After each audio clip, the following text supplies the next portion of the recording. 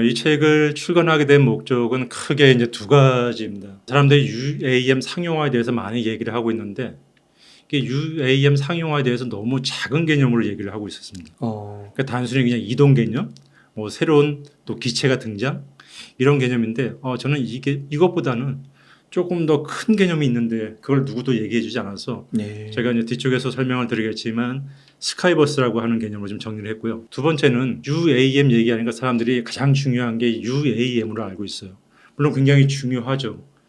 UAM이 없으면 이 사업 자체가 진행이 되지 않습니까? 하지만 전체 시장에서 차지하고 있는 포션을 보면 버티포트가 훨씬 큰다. 그래서 버티포트가 무엇이고 버티포트가 그러면 우리의 일상생활에 어떤 영향을 주게 되는지 그런 부분들도 좀 전달을 해야 될 것 같아서 제가 정리를 했고요. 하다 보니까 세계 최초로 버티포트 관련돼서 대중을 위한 경영 정제서 뭐 이렇게 좀 알려주고 있다 보니까 세계 최초. 예, 그러다 보니까 이제 유럽 쪽에서도 제안이 들어왔고 미국 쪽도 공조에 대한 제안이 들어와서 현재 논의를 좀 하고 있습니다. 네. 그리고 이 책을 통해서는 이제 일반 대중이나 또 산업계 또 정부 관계자들한테 기대하고 있는 점이 있습니다. 뭐냐면 일반 대중한테는 자 버티포트가 뭔지 좀 알려주고 그리고 이 버티포트가 우리 일상생활에 들어왔을 때 나한테 어떤 가치가 있는 건지 그렇죠. 그걸 좀 알려주고 싶었고요.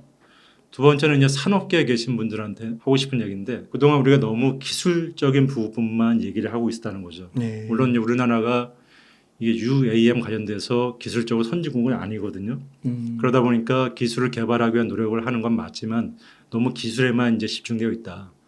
이제는 기술도 중요하지만 산업 생태계에 대한 부분을 얘기를 해줘야 된다. 네. UAM이 갖고 있는 산업 생태계가 굉장히 크거든요. 그래서 우리가 좀 이쪽도 이제 얘기를 해야 된다 하는 얘기를 하고 싶었고요. 또 세 번째는 정부 관계자한테 얘기를 하고 싶었습니다. 그동안 이제 항공 우주 분야는 대한민국이 1위 국가였어요. 그러다 보니까 어떻게 하면 선진국을 좀 더 빨리 쫓아갈까 이런 전략을 취했거든요.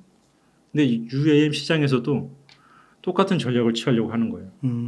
자, 저는 우리도 이 UAM 분야는 모든 분야는 아니지만 특정한 분야에서는 우리도 퍼스트 무버가 될 수 있는데 그걸 왜 포기하고 있니? 하는 얘기를 하고 싶었습니다. 그래서 네. 어떻게 하냐면 전국에 버티포트 인프라를 먼저 구축을 해라 하는 겁니다. 전국에 버티포트 구축 인프라를 먼저 깔게 되면 그 데이터를 통해 다양한 DB가 구축을 될 수 있거든요. 다양한 DB가 구축이 되면 그걸 통해서 새로운 기술이 발전할 수 있는 기회를 또 얻게 되고 또 그걸 통해서 새로운 산업을 창출하고 이게 선순환으로 가는데 지금 너무 우리가 기체만 한정되어 있고 선진국들이 하는 걸 따라가려고 하다 보니까 좀 문제가 있다. 자, 우리가 98년도에 이미 그렇게 했던 사례가 하나 있어요. 98년도에 DJ 정부 시절에 사이버 코리아 21이라는 게 있었습니다. 정부가 주도했던. 그때 뭘 했냐면 당시는 우리가 인터넷 기술이 선진국이 아니었어요.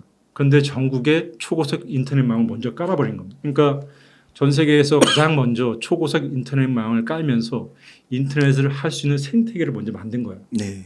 그러다 보니까 각 나라에서 기술들이 들어오게 됐고 그게 누적이 되다 보니까 지금 20년이 지난 시점에서 우리가 아직까지는 IT 분야에서 글로벌에서 리딩할 수 있는 분야도 있는 게 그런 역할이거든요. 그래서 정부도 버티포트라고 하는 이런 글로벌 생태계를 먼저 좀 구축을 좀 하고 그걸 통해서 우리도 퍼스트 무버가 될 수 있는 그런 기회를 좀 만들었으면 하는 기대감 때문에 이 책을 출간을 하게 되었습니다. 네. 네, 대표님께서 말씀을 해주시면서 이게 막 스카이버스, UAM, 버티포트 막 이런 용어가 나오는데 사실 이 용어가 좀 다소 낯설게 좀 그렇죠. 느껴지기도 하거든요.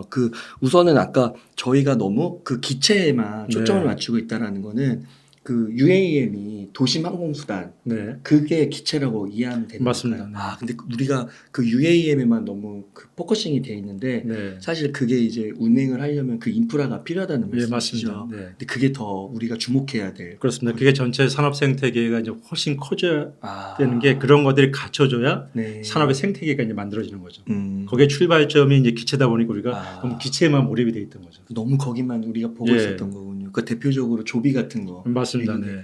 근데 그 이외가 더 큰 거군요. 맞습니다. 그래서 오늘 이제 그런 얘기를 제가 좀 설명을 드리겠습니다. 너무 좋습니다. 그러면은 용어를 한번 짚어볼까요? 네. 먼저 그 책 제목 스카이버스가 무엇인가요? 예, 스카이버스라는 단어는 이제 스카이하고 유니버스의 어떤 합성어로 제가 만든 겁니다. 그래서 UAM 상용화를 바라보는 좀 큰 개념으로 좀 이해하시면 될 것 같습니다. 그 대표님께서 만드셨어요? 예, 맞습니다. 새로 만든 용어고요. 네. 이 용어에 대해서 했더니 굉장히 좋은 용어라는 얘기 같은 분야에 있는 분들한테 와. 얘기도 들었습니다. 그래서 그동안 우리가 UAM 상용화를 얘기할 때 이동하는 개념, 하늘 막히지 않는 길을 이동한다.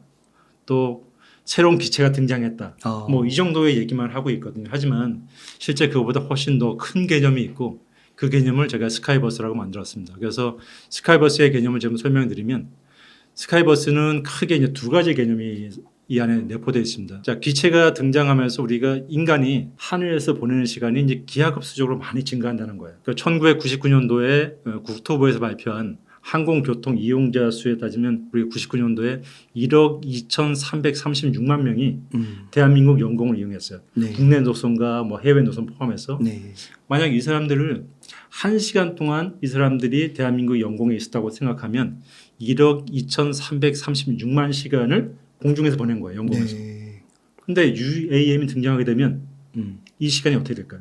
수십억, 수백억 시간을 늘어나는 거예요. 그러면 우리 그동안 인간이 어떻게 경험하지 못한 거예요. 하늘에서 수십억, 수백억 시간을 보내야 되는 시대가 되는 거예요. 자, 그래서 기체보다는 기체를 통해서 우리가 하늘에서 보내는 시간이 엄청나게 많이 늘어나게 된다. 하기에 큰 의미가 있고 두 번째는 그 늘어난 시간이 단순히 이동으로서만 늘어나는 게 아니라는 거예요. 네. 이동을 하면서 땅에서 했던 우리 인터넷이나 컨텐츠 이용하는 것, 쇼핑하는 것, 일, 놀이, 휴식 등등 이런 것들을 하늘에서 할 수 있는 그런 시대가 온다는 거예요. 자, 우리가 무인 자동차 얘기 들어봤잖아요. 네. 무인 자동차 물론 이동하는 데 쓰이는 수단이죠. 네. 하지만 무인 자동차는 어떻게 얘기하면 앞으로 영화관이 되고 앞으로 사무실 되고 앞으로 호텔이 된다고 얘기를 하고 있어요. 네. 마찬가지로 UAM도 그런 역할을 할 수밖에 없습니다. 그래서 제가 지금 말씀드린 단순히 우리가 기체라든지 이동하는 데 중점을 두는 것이 아니라 기체의 등장으로 사람이 하늘에서 굉장히 많은 시간을 보내는 시간이 발생할 수밖에 없다. 네. 두 번째는 그걸 통해서 우리가 하늘에서 뭔가 일을 해야 된다. 활동을. 그래서 이런 개념을 합쳐서 스카이버스라고 개념을 붙였고요. 스카이버스도 1.0 시대, 2.0, 3.0 이렇게 나눠집니다. 그래서 UAM이 등장하면서 인간이 땅에서 하던 모든 일들을 이제 하늘에서 하는 그런 시대를 스카이버스 1.0 시대. 스카이버스 2.0 시대는 이제 스카이 크루즈가 등장하면서 스카이버스 2.0 시대가 시작이 되는 겁니다. 네. 에어랜드 10이라고 해서 10이라고 해서 대형 비행선인데 이 비행선 같은 경우는 이제 26년도에 상용화 예정이거든요. 근데 이 비행선은 한 번 뜨게 되면 5일 동안 내려오지 않아요. 우리 비행기는 그동안 타고 해도 24시간이 아니잖아요. 보통 뭐 10시간이라든지 20시간 길어봤자 내용인데 이 비행선을 한 번 타면 5일 동안 하늘에 떠 있어야 돼요. 그리고 사람이 100명이 타요. 그럼 5일 동안 100명의 사람들이 거기서 하려면 단순히 앉아만 있을 수는 없잖아요. 그렇죠. 우리 먹는 것도 해야 되고 자는 것도 해야 되고 레크레이션도 해야 돼요. 자, 이런 모든 활동이 이제 우리가 하늘에서 시작이 되는 거예요. 그러면 크루즈네요, 크루즈선. 그래서 스카이 크루즈가 되는 거예요. 네, 그렇군요. 그래서 제가 스카이 크루즈란 말도 제가 만든 거예요. 아. 우리 크루즈 하게 되면 다 바다나 여기서 큰 유람선을 얘기하는데 이제는 하늘에서도 그런 유람선을 즐길 수 있는 시대가 나오는 거고 그렇구나. 스카이 크루즈가 등장하게 되면 우리가 하늘에서 보내는 시간이 훨씬 많아지겠죠. 그리고 지금 말씀드린 대로 100명이 5일 동안 하늘에서 떠 있게 되면 지상에서 하던 모든 일을 다 하늘에서 할 수 있는 그런 시대가 되는 거예요. 그게 스카이 크루즈가 만드는 스카이버스 2.0 시대고요. 와. 그러니까 스페이스 넵튠이라고 해서 24년도 말에 이제 상용화되는 게 있는데 이게 뭐냐면 큰 열기구를 타고 풍선 타고 32km 성층고까지 올라가는 거예요. 와. 근데 거기에 우리가 올라갔다 찍고 내려오는 게 아니라 네. 6시간 동안 있어요. 6시간 동안 있으려면 사람들이 거기서 좀 휴식도 취해야 되고 음료도 마셔야 되고 그렇죠. 사람들하고 뭐 기본 통신도 해야 되고 다양한 것들이 가능해야 되거든요. 그래서 이제 그런 시설을 갖춘 게 24년도 말에 돼요. 와. 이미 그걸 준비하고 있는 회사들이 있고 이미 예약을 받고 있고 시작을 했고요. 불과 내년인데요. 맞습니다. 그래서 여러분들이 이제 이런 얘기들이 보면 공상과학 미래 하지만 그렇지 않고 이미 이걸 준비하고 있는 회사들이 오래전부터 있었고요. 와. 이미 테스트는 끝났고요. 이미 상용화 단계로 와 있습니다. 그리고 우주선 같은 경우도 보면 우리가 기존에는 국가나 네. 어떤 특별한 기관에서의 어떤 영역이었잖아요. 근데 이제는 우주선도 맞아요. 상용 우주선에서 민간의 영역으로 왔거든요. 맞아요. 네. 그러면서 민간이 이용할 수 있는 어떤 우주 호텔도 준비를 하고 있어요. 와. 그래서 상용 우주선을 타고 1900km 상공에 가서 우리가 우주 호텔을 이용하는 거예요. 그런 사업을 준비하고 있는데 이게 우주 호텔 보이저 스테이션이라고 하는 건데 3박 하는 동안 부르기 때문에 굉장히 비싸죠. 5억이네요. 6억. 6억, 지금 요즘 한 7억 가까이 되죠. 네. 예, 굉장히 비싼데 이제 초기에는 그래도 예전에는 수십억, 수백억을 주고 올라갔거든요.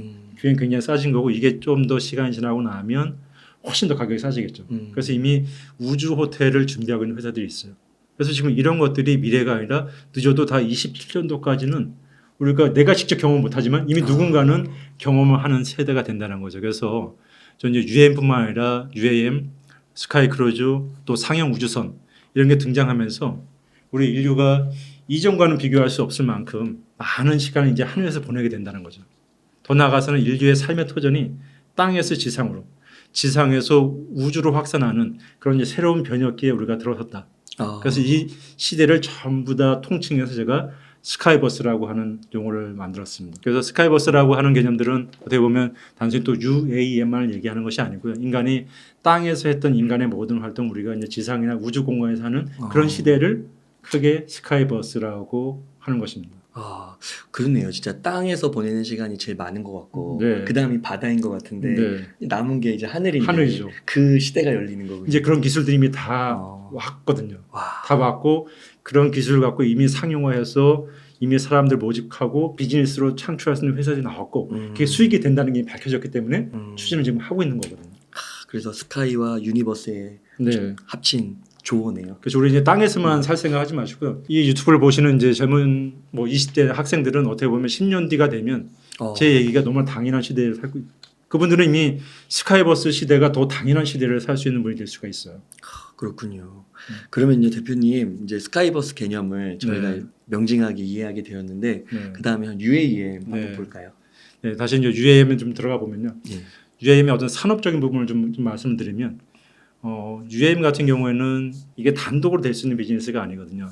UAM 자체는 전체 UAM 산업 중에 이제 기체라고 하는 부분을 역할을 하고 있는 거예요. 쉽게 얘기하면 우리가 공항을 이용할 때 보면 비행기가 이제 하나의 요소죠. 비행기만 있는 게 아니잖아요. 공항도 필요하죠. 그리고 공항만 필요한 게 아니잖아요. 다양한 시설들이 같이 따라줘야 되듯이 UAM 산업 같은 경우도 이제 그런 부분들이 같이 이 산업에 들어가 있는 겁니다. 그래서 우리 비행기 타려면 이제 공항 가듯이 앞으로 UAM 타려면 이제 버티포트를 가야 됩니다. 그 버티포트를 이제 구축을 해야 되는 거예요. 그 UAM 기체가 있는 곳이 버티포트인 거예요. 그렇죠. 버티포트를 통해서 우리가 탈 수 있는 거예요. 내 집에서 탈 수 있는 것도 아니고요. 공항 가는 게 아니고요. 버티포트라는 곳을 가야 됩니다. 우리가 비행기 타려면 공항, 헬기 타려면 헬기장, 그렇죠. UAM 타려면 버티포트. 버티포트. 근데 이 버티포트는 굉장히 많이 지어야 되는 거예요. 우리 대한민국에 현재 공항이 한 15개 정도, 뭐 계획하고 있는 공항 따지면 한 20개 정도가 되는데 이 버티포트는 전국에 수백 개가 될 수도 있어요. 와, 그래요. 네, 그래서 굉장히 많은 공항이 이제 생긴다고 보는 거죠. 이게 가는데 1시간씩 2시간씩 걸린다면 어떻게 이용하겠어요? 일상생활에 가까워져야 우리가 대중교통화 될 수 있잖아요. 그렇죠. 결국 UAM은 도심 항공교통인데 도심에서 쉽게 이용할 수 있는 교통수단이 돼야 되거든요. UAM을 이용하는데 1시간 가야 돼요. 그럼 어떻게 이용하세요? 공항이랑 똑같잖아요. 그렇죠. 공항이 같은 거죠. 그래서 그런 개념이 아니라 우리의 일상생활에 굉장히 가깝게 있어야 되는 거죠. 그러다 보니까 수백 개가 될 수밖에 없는 거죠.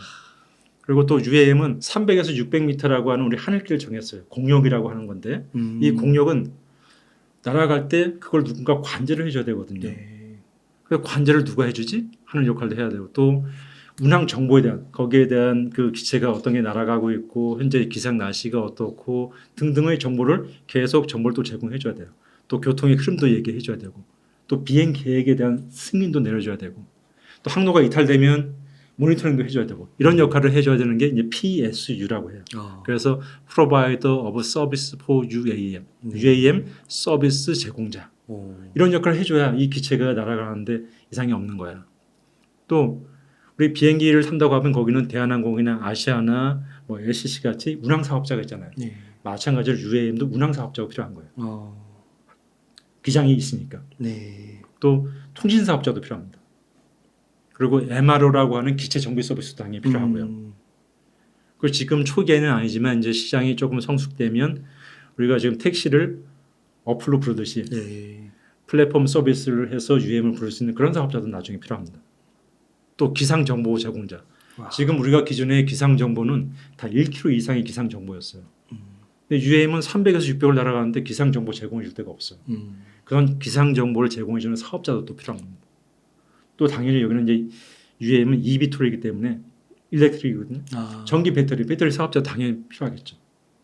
또 여기도 중요한 보험 사업자. 보험 사업자들도 이제 이게 하늘 날아다니다 보니까 혹시 사고 나거나 할 경우에 일반 뭐 자동차보다 더 큰 사고가 될 수도 있거든요. 당연히 보험 사업자도 필요하겠죠.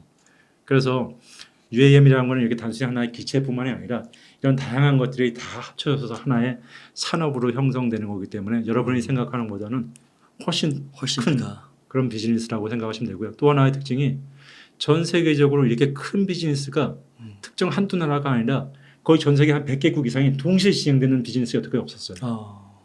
전 세계 나라가 거의 24년도, 25년도에 한 100여 개의 국가가 동시에 상용화를 하겠다고 지금 준비를 하고 있는 그런 산업입니다.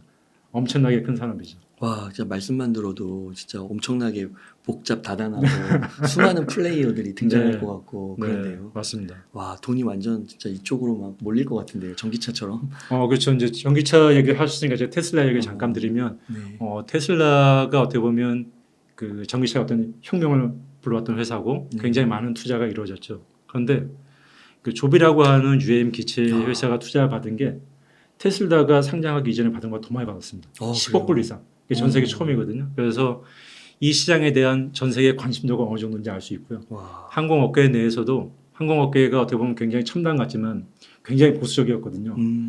그래서 이제 누구는 50년, 누구는 100년 이내에 항공업계에서 가장 큰 혁명이다. 와. 그렇게까지도 얘기를 하고 있습니다. 그러니까 그 땅에서 전기차의 그런 혁명처럼 네, 어떻게 보면 이제 하늘에서 스카이버스 혁명이 일어나는 거네요. 그렇죠. 이제 땅의 혁명은 여러분들 우리가 땅의 혁명은 엔진이 배터리를 바뀐 겁니다. 막히는 길을 그런다고 더 빨리 가거나 그렇죠. 이런 1시간짜리 가는 걸 내가 1분에 갈 수는 없어요. 맞네요. 10분에 갈 수는. 하지만 UAM은 막히지 않는 길을 가는 거야. 하늘길을. 네. 그럼 100km를 가더라도 우리가 10분, 20분에 갈 수도 있거든요. 그건 혁명이죠. 네. 자동차는 혁명이 아니라 기술이 좀 바뀐 거죠. 저는 그렇게 봅니다. 그렇군요. 그러니까 요즘에 SK텔레콤 네. 광고 보니까 이렇게 헬기가 날아다니더라고요. 그렇죠. 요즘 그거 얘기하시는 분이 많아요. 그런 것처럼 되는 거군요. 맞습니다. 와, 그 하늘에 막 점점 더 많아지던데요. 그렇죠. 앞으로 이제 많아지게 되고요. 그러면서 그런 부분들은 이제 사람들 초기에는 신기할 수 있지만 또 이게 또 너무 많아지게 되면 나한테 좀 좀 불편한 거 아니야? 우리 문제되는 거 아니야? 그렇죠. 하는 그런 사회적 수용성도 있습니다. 그래서 그런 것들 때문에 논의되고 있는 게 야, 초기에는 우리가 UAM이 도심이니까 도심에 운항한다고 했는데 네. 도심에 한다고 지금 말씀하신 대로 갑자기 어느 날 하늘에 막 100대 막 날아가요. 맞아요. 그러면 무서울 수 있잖아요. 떨어지는 거 아니야? 떨어지는 거 아니야? 제가 어떻게 되는 거 아니야? 등등. 그래서 처음에 이 이름 자체가 이제 어반 에어 모빌리티에서 우리가 도심 항공 교통을 시작이 됐지만 야, 처음에 도심 할 때는 좀 우려스럽지 않아? 물론 이제 굉장히 안전도가 높은 기체거든요. 10억 분의 1 정도의 확률로서에서 엔진이 고장날 확률이기 때문에 항공기와 같은 수준이야. 굉장히 안전도가 높아요. 그런데 그래도 맞아요. 항공기가 우리 도심을 지나가지는 않았잖아요. 맞네요. 근데 얘는 작더라도 항공기인데 도심을 지나가요. 그러네요. 그래서 사람들이 안전하지만 제가 혹시나 어떻게 되면 맞아요. 하는 불안감이 있고 또 실제 사고가 났을 경우 2차 사고가 자동차나 사고보다 훨씬 더 커질 수가 있다는 불안감이 이쪽 분야에 있는 사람들도 똑같이 갖고 있거든요. 그래서 또 하나는 빌딩풍도 있어요. 우리가 그동안 빌딩의 풍은 그동안 우리가 고려를 안 했어요. 근데 네. 도심에 운항을 하다 보면 빌딩풍의 영향으로 UAM이 어떻게 될지를 아직 검증 못 해본 거예요. 그 건물 사이로 부는 빠른 맞습니다. 바람. 이것도 사계죠. 밤낮으로. 여태까지 우리가 연구해 본 적이 없어요. 특정 건물에 대해서 빌딩풍을 연구한 건 있으나 도심 전체에 대해서 해본 게 없거든요. 그러네요. 그럼 도심에 운항했을 때 안전을 담보하기에 우리도 조금 불편한 거야. 그래서 야, 그럼 우리가 도시 UAM이 아닌가 봐. 그래서 도심 말고 비도심, 고밀도 말고 저밀도를 먼저 하자. 네, 테스트처럼. 네, 그렇게 이제 시작이 된 거예요. 그러니까 이제 UAM이라는 용어가 조금 더 안 맞죠.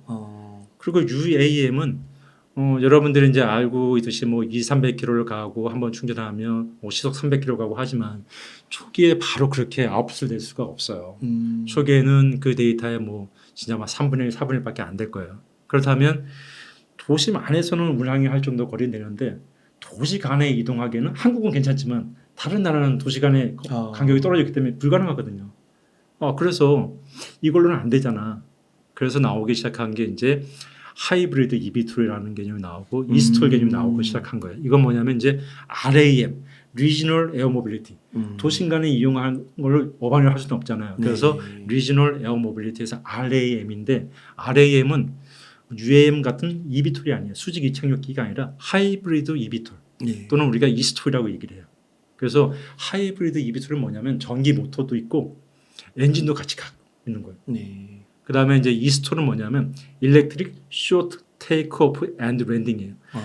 50m에서 100m의 활주로만 있으면 기체가 이착륙할 수 있는 거예요. 기존에 왜 비행기는 활주로가 몇 킬로가 돼야 됐잖아요. 그렇죠. 근데 이제 e스톨은 지금 한 50m에서 100m 사이면 이착륙할 수 있는 거예요. 그럼 얘가 갖고 있는 장점이 뭐냐?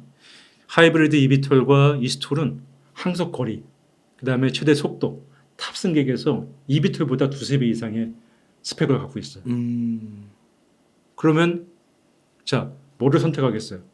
좋은 거 선택. 하이브리드나 e스톨이 앞으로 더 성장할 수밖에 없죠. 근데 그동안 왜 관심을 못 받았냐면 eVTOL이라고 하는 UAM이 먼저 시장에 나오기 시작했고요. 그걸 알리기 시작했고 또 이름 자체가 UAM이라는 개념이 계속 오랫동안 정착을 했어요. 그러다 보니까 이제 이런 RAM이나 이런 기체에 대해서는 등한시했고 한 건데 실제는 이런 RAM 부분, 하이브리드 eVTOL이나 e스톨이 앞으로 시장을 더 리딩할 수 있어요. 그래서 이후에 이제 FAA나 나사도 기체들이 이렇게 계속 발전하고 있는데 이걸 계속 UAM 용어로 쓰기는 안 맞잖아요. 그런다고 또 바뀔 때마다 RAM을 바꾸기도 애매하고 하이브리드 eVTOL 쓰기도 애매하고 그래서 용어를 바꿨어요. 몇 년 전부터 공식 용어를 AAM이라고. Advanced Air Mobility. 그래서 미래 항공교통 또는 선진 항공교통이라고 그렇게 얘기를 해요. 미국에서는. 그렇군요. 이미 한 3년 전부터는 공식 용어로 쓰고 있고요. 그다음에 유럽 같은 경우도 미국의 AAM을 쓰니까 자기들은 IAM이라고 붙였어요. Innovative Air Mobility. 그러니까 혁신 항공교통. 기존에 이제 우주항공 분야는 이제 유럽과 미국이 서로 이제 경쟁 관계였기 때문에 서로 이제 다른 용어를 쓰고 있지만 어떤 용어를 쓰더라도 기체 자체가 기존의 UAM이라는 용어로서는 이 시장을 전체 포괄하기 굉장히 힘들기 때문에 용어 자체가 지금 바뀌고 있는 겁니다. 그래서 도심에 국한되지 않기 때문에. 맞습니다. 그래서 이제 우리가 저런 이제 AAM 기체를 쓰게 되면 도시 간에서도 이동이 가능하고 또 도시 내에서도 이동이 가능한 형태가 되겠죠. 그런데 지금 우리나라 지자체나 현재 7개의 국내 이제 UAM 컨소시엄이 있는데 다 eVTOL에만 집중돼서 얘기를 하고 있어요. 저 AAM이나 하고 있는 하이브리드 eVTOL이나 e스톨도 28년 정도면 다 상용화 되거든요. 그리고 대부분 지자체들이 한 28년도 정도에서 30년 사이에 상용화를 예정을 하고 있어요. 그러면 굳이 eVTOL만을 갖고 사업 전략을 짤 필요가 없거든요. 그래서 저는 이제 그런 AAM에 대한 전략들을 이제 지자체에서 준비를 해야 된다. 그렇게 하지 않으면 만들어 놓고 조금 지나니까 토종 기체도 나오는 걸 수용을 못 하는 거예요. 그런 문제가 발생할 수 있어요. 그래서 제가 이제 지자체 미팅을 할 때도 자, 이게 몇십 년 뒤에 나올 게 아니니까 바로 이 기체를 수용할 수 있는 그런 버티포트를 만들고 그런 사업 계획을 짜야 된다 하는 얘기를 제가 하고 있습니다.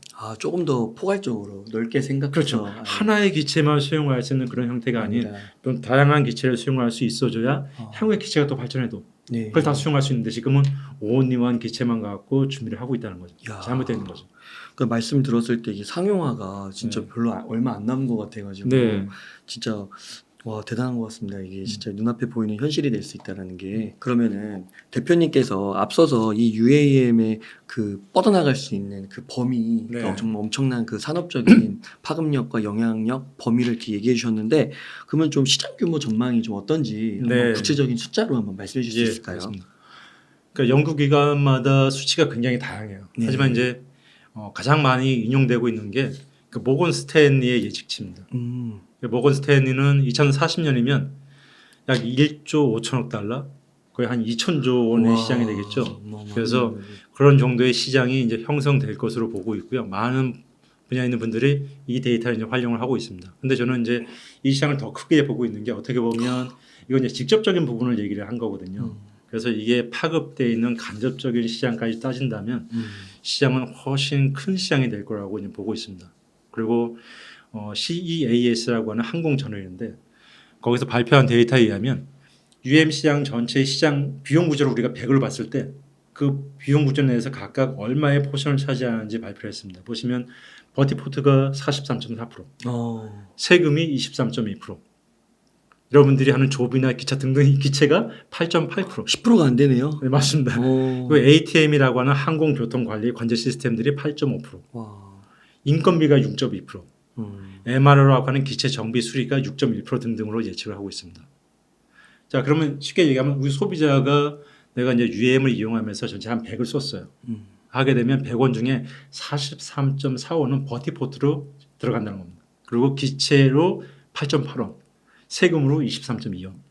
자, 버티포트가 43.4. 기체보다 자그마치 5배가 더 큰 시장이라고. 그러네요. 8호 40이니까. 그렇죠. 네. 근데 많은 분들이 다 기체만 얘기를 해요. 그러네요. 그래서 저는 이제 버티포트 사업자로서 여러분 훨씬 큰 시장이 매력적인 시장이 존재하고 있습니다. 이제 아셔야 된다 해서 제가 이제 책을 쓰게 된 거고요. 이거는 이제 영국의 이코노미스트도 23년도에 이제 올해의 단어로 버티포트를 이제 선정을 했습니다. 그만큼 이제 버티포트가 이제 일반인들이 좀 관심을 가져야 되고 특히 이제 투자 쪽에 관심을 갖고 있는 분이라면 향후 이제 이 시장이 어떻게 커질지 하는 부분을 유심히 관찰하시면 뭐 제가 감히 말씀드리겠지만 조비보다 더 큰 좋은 기회가 찾아올 수도 있을 것입니다. 와, 그렇군요. 우리가 조비에서 더 눈을 넓혀야겠네요. 네. 네, 그러면요, 대표님. 우리가 이제 조비뿐만 아니라 기체뿐만 아니라 버티포트에 좀 집중해야 되는데 네. 이쪽 관련해서 뭐 네. 글로벌 기업도 좀 소개시켜 주시면서 네. 그 버티포트를 또 우리나라에 설치해야 되잖아요. 네, 그렇죠. 그럼 거기에 또 뭔가 걸려 있는 이슈들이 많을 것 같은데 네네. 그런 거 한번 짚어주시면 좋겠습니다. 예, 알겠습니다. 일단 버티포트를 좀 간단히 좀 설명을 좀 드릴게요. 네. 앞에서도 잠깐 좀 말씀드렸지만 우리가 이제 비행기 타려면 공항에 가야 되듯이 이제 버티포트 타려면 공항 가서 탈 수도 있지만 버티포트를 가야지 탈 수 있는 겁니다. 기체를 타려면. 예, 물론 이제 공항에도 일부 이제 버티포트 시설이 들어갈 거예요. 하지만 국내 이제 수백 개의 공항이 있지 않잖아요. 수백 개의 이제 버티포트가 들어서게 되면 그런 이제 다른 지역에 설치를 하게 될 겁니다. 그래서 뭐 쉽게 버티포트를 뭐 편하게 얘기하면 우리가 일종의 터미널, 공항 같은 UAM을 위한 그런 공간으로 이해하시면 쉽게 이해가 되실 거고요. 이게 이제 사람들이 버티포트라고 이제 하나를 얘기하지만 실제 버티포트는 이제 규모에 따라서 부르는 이름이 좀 달라요. 그래서 우리가 공항 같이 굉장히 큰 사이즈를 우리가 버티허브, 그다음에 중간 사이즈를 이제 버티 스테이션 또는 이제 버티포트라고 그냥 그 자체를 얘기를 하고요. 또 가장 작은 헬기장과 비슷한 정도의 어떤 규모 이걸 우리가 버티 스탑이라고 얘기합니다. 그래서 좀 더 설명을 드리면 버티 스탑은 기체가 이착륙할 수 있는 파토라고 하는 게 하나.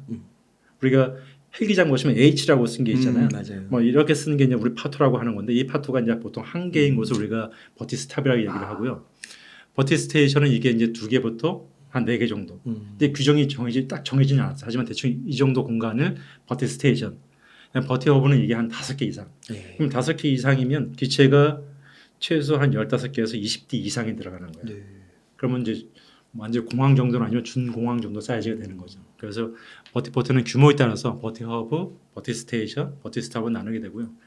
공항처럼 여기도 이렇게 제한 구역하고 일반 구역이 있어요. 그래서 우리가 공항에 가시면 티켓팅해서 내가 들어가기 이전의 공항 위치. 거기는 이제 일반인들 쉽게 들어가는 공간이죠. 그래서 그건 이제 랜드사이드라고 하고 그런 공간이 있고요. 티켓팅해서 이제 들어가는 지역을 우리가 그 에어사이드라고 해요. 버티포트도 기본적으로 이제 그런 구조로 이제 만들어지게 될 겁니다.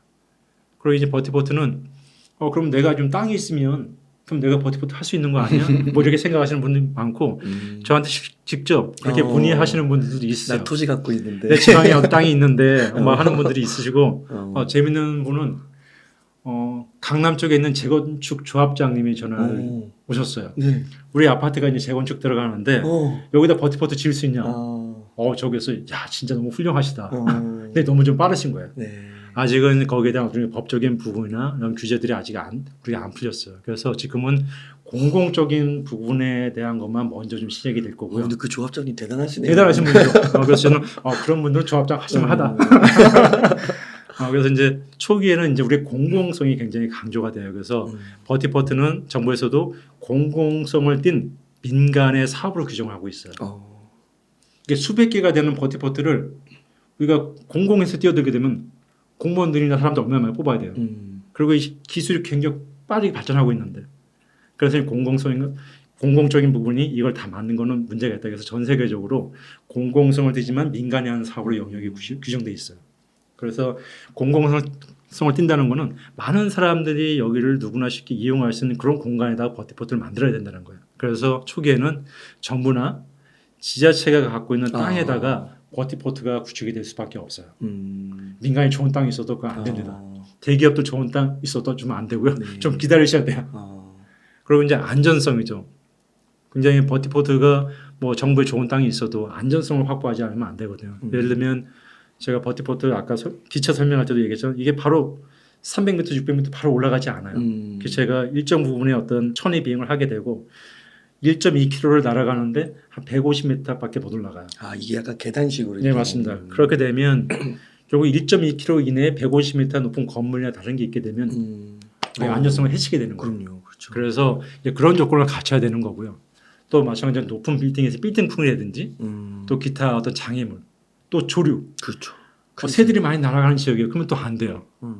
그다음 또 이제 갔더니 밑에 건물들이 너무 많아요. 높진 않지만 그럼 2차 사고의 피해가 있겠죠. 등등 이런 부분들은 이제 우리가 안전성 측면에서 일단 좀 제외를 하는 거죠. 또 이제 편의성이 돼야 돼요. 편의성. 이거 보니까 너무 멀어. 이런 조건을 갖추면 너무 멀어요. 차 타고 가는데 뭐 1시간 걸려요. 차라리 공항 가고 말지. 그래서 우리가 대중교통이나 또는 쉽게 걸어서 이용할 수 있는 것. 그래서 많은 이용객들이 이용할 수 있는 또 편의시설을 갖춘 것. 이런 편의성을 갖추어야 버티포트를 써 어떤 자격이 있는 겁니다. 또 수용성입니다. 이런 조건이 다 갖춰졌는데 지역 주민들이 수용하지 않아요. 나 제가 떨어질지 모르고 또 어떻게 불안해요. 그렇죠. 그래서 주민들이 반대해요. 맞아요. 하게 되면 또 할 수가 없어요. 그러면 이런 조건들도 맞춰야 되고 또 환경 문제도 뭐 예를 들어 소음 문제 등등 뭐 소음 자체는 어떻게 보면 기체 하나는 65dB 정도밖에 안 되기 때문에 우리가 보통 사무실 정도 소음 이렇게 얘기하고 있지만 이게 하루에 뭐 100대 이상 뜬다든지 하게 되면 약간 소음 부분이 또 발생할 수밖에 없거든요. 그래서 이런 어떤 지역 주민들의 어떤 수용성 부분들 이런 것들도 굉장히 크게 고려할 수밖에 없고요. 또 이제 수익성이죠. 사업자 입장에서 이게 다 갖춰져도 수익성이 안 나오면 지속적으로 사업을 할 수가 없겠죠. 등등 이런 어떤 사업이 수익성을 낼 수 있는 부분들 이런 것들 종합적으로 고려를 해서 버티포트가 이제 구축이 되는 거고요. 그래서 현재 국내에서는 이제 공항이라든지 그다음에 이제 철도역 또 지자체나 정부가 갖고 있는 공간들 이런 공간들을 활용해서 버티포트를 구축하려고 하는 노력들이 지금 진행이 되고 있고요. 또 이 시장은 좀 안타깝게도 전 세계에서 우리나라가 아직까지 이렇게 명함을 내밀 정도 수준이 안 돼요.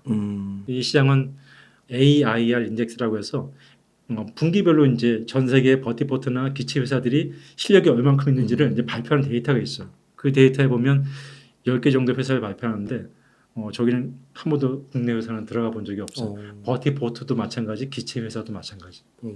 그래서 이제 버티포트 쪽의 회사를 말씀드리면 이제 그룹 ADP가 이제 넘버원인데 이 회사는 이제 프랑스의 국영 항공사예요. 근데 왜 이 회사가 1등이 될 수밖에 없냐면 왜 그런지 아세요? 잘 모르겠습니다. 내년 7월달에 파리에서 상용화 되잖아요. 그렇구나. 가장 먼저 해야 되기 때문에 이 회사가 가장 먼저 될 수밖에 없어요. 그러니까 이 회사가 기술적으로 아주 뛰어난 부분이라기보다는 가장 먼저 할 수밖에 없는 상황이 됐기 때문에 구현이 된 거고 그래서 이제 그룹 ADP가 현재 1등이고요. 나머지 이제 10개 회사 중에서 8개 회사들이 다 스타트업입니다. 공항 관련된 국영 회사들이 있지 않고 다 스타트업이에요. 이 시장은 전 세계를 다 스타트업들이 리딩을 하고 있는 회사고요.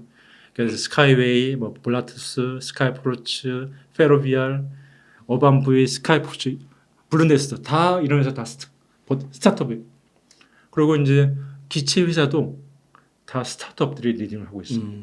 여러분들 이 시장이 이제 굉장히 큰 시장이다 보니까 그중에 굉장히 큰 회사들 많은데 돈도 많고 실력 있는 회사가 많은데 그 회사들이 리딩하지 않아? 그렇지 않습니다. 시장은 기체 회사도 마찬가지, 버티포트 회사도 마찬가지.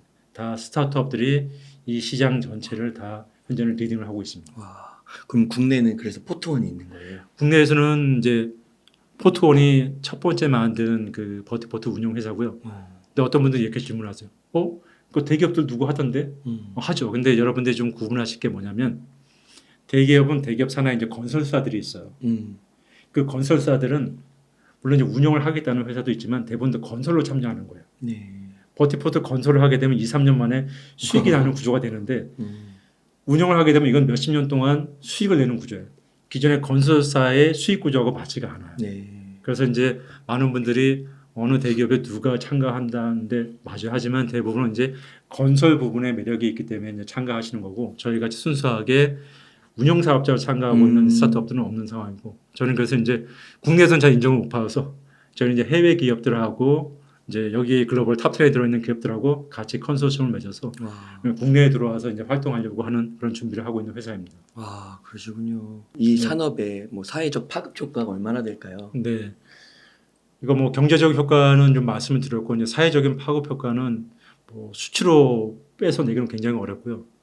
저는 이제 우리가 일상생활에 어떤 것들 내가 변화를 있을지 하는 부분 좀 설명을 좀 드릴게요. 네. 저희 이제 책에도 이제 몇 가지 내용을 실었는데 일단 우리가 시간과 공간에 대한 인식이 좀 바뀌게 될 것 같아요. 기존 우리가 이동하는데 뭐 100km를 간다. 그러면 차를 가도 몇 시간 최소한 뭐 1시간만 2시간쯤 잡아야 되고 막히는 시간 따지면 그러면 100km 이동은 진짜 마음 먹고 가야 되거든요. 근데 UAM이 상용화되게 되면 하늘 막히지 않잖아요. 그럼 기차에 따라서는 10분, 20분은 갈 수 있어요. 네. 도심에서 우리가 어디 약속을 할 때 도심 이동해도 2, 30분은 우리 기본이잖아요. 그렇죠. 그러면 도심에 2, 30분 이동하는 것과 UAM 타고 내가 한 100km 이동하는 게 같아지는 상황이 돼요. 그러네요. 그럼 우리가 기존에 갖고 있던 시간과 공간에 대한 개념 자체가 이제 바뀌게 되죠. 그리고 대한민국 자체도 1시간 이내에 어디나 다 갈 수 있게 돼요.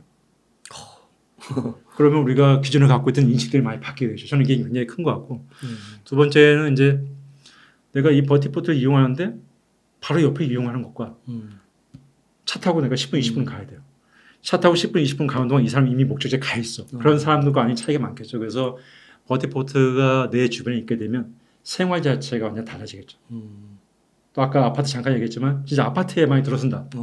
그러면 그분들은 아파트에서 가까운 데는 내가 차를 타고 이동하겠지만 지방을 간다. 그러면 아파트에서 그냥 바로 출발하는 거예요. 그러네요. 그러면 1시간에 전국 어디 다 가요. 와. 그 전국의 물류 배달도 버티포트 통해 배달받을 수가 있어요. 그래서 이제 이게 들어가 있는 아파트와 아닌 아파트 차이는 앞으로 부동산 가치 차이는 엄청나게 차이가 나겠죠. GTX 가까운 데 있는 아파트와 그렇죠. GTX보다도 더 클 수도 있죠. GTX는 정해져 있는 공간만 가잖아요. 얘는 나중에 보면 정해지지 않은 공간도 갈 수가 있어요. 네. 이걸 하늘에는 길은 초기에는 길을 이제 정해놓지만 35년 이후에는 하늘 길이 정해지지 않아요. 그러면 내가 A부터 B까지 가고 있는 포트를 정하면 바로 갈 수가 있어요. 네. 그러면 철도 이상의 훨씬 큰 매력 있는 그런 게 되겠죠. 버티포트가. 버섯관. 그렇죠. 버섯관이라는 말이 앞으로 나올 겁니다. 그때 나오게 되면 이제 제가 가장 먼저 얘기한 걸로 이해하시면 될 것 같고요. 또 어떤 분들이 이렇게 얘기해요. 그럼 옥상에서 갈 수 있는 거 아니야? 이제 저는 거기 지금 현재 세모. 기존에 이제 우리가 그런 얘기를 하시는 이유가 옥상에 헬리패드가 있으니까 헬리패드를 이용하면 할 수 있는 거 아니야 얘기하십니다. 하지만 그 헬리패드와 UM은 굉장히 차이가 나요. 대부분 이제 큰 아파트 단지나 고층 건물 다 있잖아요. 근데 그거를 1년에 그 헬기가 이착륙하는 거 몇 번 보세요? 거의 못 봤죠. 거의 못 보죠. 1년에 뭐 한 번도 못 보거든요. 그거는 비상시에 이제 우리가 활용하기 위해 쓰는 공간인데 얘는 상시 이용이에요. 그래서 1시간에 2번을 이착륙한다고 하면 10시간이 넘으면 20번이에요. 그러네요. 5대가 있다고 하면 100번이죠. 100번이면 1년이면 36,500번이에요. 그래서 36,500번을 떠야 되는 기체와 1년에 한 번도 안 보이는 기체를 같은 공간에서 다룬다는 건 말도 안 되죠. 그러네요. 그리고 타기 위해서 이거는 우리가 시큐리티 체크도 해야 될 부분이 필요할 수도 있고 그리고 상시 운영하기 때 그 사람들은 전용 공간도 필요하고 등등. 그리고 도심 자체에서 이거 한다는 건 제가 볼 때는 상용화되고 나서 10년 정도 더 지나면 가능하지 않을까. 그리고 기존의 건물이 이걸 하중을 피로를 견딜 수가 없어요. 건물 새로 지어야 돼요. 그렇게 새로 짓는 건물에 대해서 가능해요. 내진 설계되는 것처럼. 그럼요. 훨씬 다양한 조건들이 있지만 제가 다 말씀 못 드리고 그래서 옥상에서 출퇴근하는 게 향후에는 가능할 수 있지만 우리가 단시간에 보기에는 굉장히 어렵다 말씀드리고 당분간은 그라운드에서 출발하는 형태의 UM이 맞을 것 같습니다. 그리고 이제 제가 최근에 이제 기사를 보면서 우리가 고속버스 터미널 얘기들이 많이 나오거든요. 지방의 고속버스 터미널들이 이제 적자가 되고 하면서 문을 닫는다. 맞아요. 그래서 저는 그 고속버스 터미널이 버티포트 공간은 너무나 좋은 거예요. 이미 기존에 교통이라고 하는 부분에서 누구나 다 인지하고 있는 주요 지점이고 그리고 공공성을 띠는 부분이고 그리고 사이즈가 어느 정도 공간이 되거든요. 그래서 앞으로 그런 공간들을 적극적으로 우리가 버티포트로 활용할 수 있는 부분들, 정부에서 그런 부분 지원해 준다면 이게 좋은 어떤 역할을 할 수 있을 것 같고요. 나중에 이제 더 상용화 된다면 진짜 걸어서 갈 수 있는 곳이 돼야 되잖아요, 버티포트는. 그럼 지하철역에 있다면 굉장히 좋겠죠. 너무 좋겠네요. 강남역에 우리 걸어가서 버티포트 타고 날아가요, 지방. 훨씬 좋죠. 네. 그래서 앞으로 한 10년 상용화 이후에 한 10년 정도 지나고 나면 저는 이제 이런 지하철역, 우리 일상생에 가까운 것, 버티포트가 이제 그렇게 다가올 것 같습니다. 그리고 고속도로 휴게소도 괜찮죠. 고속도로 휴게소가 전국에 한 270개 정도가 있거든요. 뭐 그걸 다 할 수는 없지만 중요한 휴게소 같은 경우에 그걸 버티포트로 전환하는 부분도 굉장히 좋을 것 같고요. 이미 고속도로는 그 자체가 하나의 회랑이에요. 고속도로 자체가 회랑이기 때문에 이 회랑을 만들 필요가 없어요. 이 회랑이 뭐냐면 기체가 날아가는 영역인데 도로나 철도나 강이나 산 바다는 이미 회랑이에요. 회랑이 뭐예요? 이 기체가 날아가는 공간. 우리가 고속도로 같이 도로는 차가 다니면 도로가 필요하잖아요. 기체가 날아가려면 기체 하늘길이 있는데 그 하늘길을 우리가 회랑이라고 얘기해요. 네. 그래서 UAM은 300m에서 600m의 그 회랑길을 날아가게 돼 있어요. 그런데 도심에서 운항하려면 회랑길을 새로 만들어야 돼요. 근데 그 밑에 집들이 있고 다양한 것들이 있잖아요. 그럼 그 사람들이 우리 날아가는 나 싫어요, 무서워요. 하게 되면 안 되잖아요. 지하철 놓는 것도 싫어하잖아요. 그렇죠. 근데 거기에 이제 우리가 또 국가적인 어떤 필요에 의해서 필요한 시설들, 중요한 시설들 그런 게 있으면 그쪽을 진행하는 것도 문제가 되거든요. 네. 그래서 이 회랑을 만드는 부분들이 그냥 쭉 일직선 만들어서 내가 편하게 만드는 게 아니라 다양한 이해관계를 반영해서 만들어야 되는데 이미 고속도로는 그게 뚫려 있는 거예요. 그런 문제가 없다는 거예요. 그런 장점을 갖고 있습니다. 그리고 저는 개인적으로 이제 막히는 골프장을 좀 안녕하는 부분도 가능하지 않을까. 이거 무슨 말씀인가요? 우리 골프장을 이제 골프 치세요? 아니요, 안 칩니다. 안 치죠. 골프장 가게 되면 보통 이제 새벽에 많이 가니까 새벽에 갈 때는 이제 막히지 않아요. 근데 골프 치고 들어오게 되면 서울 수도권은 기본 5-6시간은 도로에서 보내야 돼요. 뭐 춘천뿐만 아니라 전국이 마찬가지죠. 그렇군요. 근데 이제 UAM을 통해서 우리가 버티포트가 있다고 하게 되면 버티포트 하면 우리는 그런 고민 이제 안 해도 돼요. 춘천에서 날아오는데 10분이면 되고요. 웬만하면 서울에서 서울 만남의 광장 같은 데 출발하게 되면 웬만하면 50km 이내에 골프장 거의 대부분 많이 있거든요. 그러면 10분 내에는 다 골프장에 갈 수 있어요. 앞으로 이제 그런 시대가 올 겁니다. 그러면 골프비 내기를 할 때 UAM 타고 가는 내기를 해도 돼요. 그래서 저는 이제 그리고 저는 이제 이런 부분들이 이제 사회적인 우리가 큰 변화가 있을 수도 있지만 저는 개인적으로 좀 크게 기대하는 것들이 우리가 수도권과 지방이라고 하는 크게 우리가 양극화를 겪고 있어요. 또 국내에서는 또 부동산이라고 하는 부분들 우리 일상생활에 굉장히 큰 영향을 미치는 부동산인데 양극화가 굉장히 크거든요. 그래서 어떻게 보면 이제 1시간 이내에 대한민국 전체를 우리가 이동할 수 있는 그런 환경이 구축된다면 이런 어떤 양극화 문제를 해소하는 부분에서도 일정 부분 기여하지 않을까. 그러겠네요. 그래서 저는 버티포트를 만드는 게 뭐 개인적인 사업도 있지만 이거보다는 대한민국의 어떤 큰 이런 문제를 해결할 수 있는 그런 기회도 이 버티포트 사업자가 제공한다 하는 사명을 좀 갖고 있습니다. 양극화 해소. 네. 그리고 이제 이걸 통해서 관광이라고 하는 부분들도 이제 굉장히 큰 변화를 겪게 돼요. 기존에 관광이라고 하는 부분들은 새로운 교통수단이 등장하면 큰 변화를 일으켰거든요. 그러니까 차가 생기고 마이크가 사면서 관광이 완전히 새롭게 혁신하게 됐죠. 그냥 관광버스 타고 다니다가 자기 차가 있으면 자기 차로 가게 되는 거죠.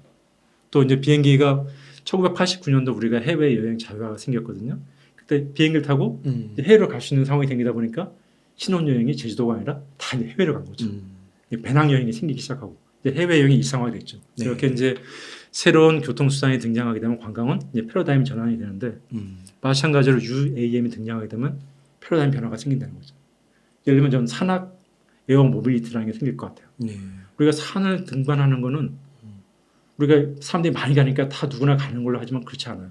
산은 진짜 건강한 사람만 가는 거예요. 건강하지 않은데 산 등반하기 쉽지 않거든요. 그리고 특정한 몇 곳은 케이블카가 있으니까 이용할 수 있지만 대한민국의 많은 어떤 산들이 케이블카를 이용해서 갈 수 있는 곳이 거의 없어요.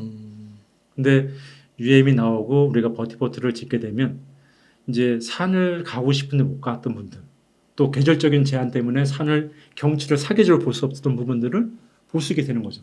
그래서 산악 에어 모빌리티 투어라고 하는 부분들이 좀 생길 수 있을 것 같고요. 또 섬의 가치가 높아질 거예요. 우리는 한 3,000개가 넘는 섬이 있잖아요. 근데 그 섬 중에서 몇 개 가보셨어요? 제주도. 그러니까 우리가 알고 있는 섬은 전체 갈 수 있는 섬은 5% 정도 뭐 될까 말까 할 거예요. 그러네요. 나머지 섬들은 갈 수 있는 배나 여러 방법이 없어요. 내 배를 가고 내 개인적으로 가지 않는 이상은.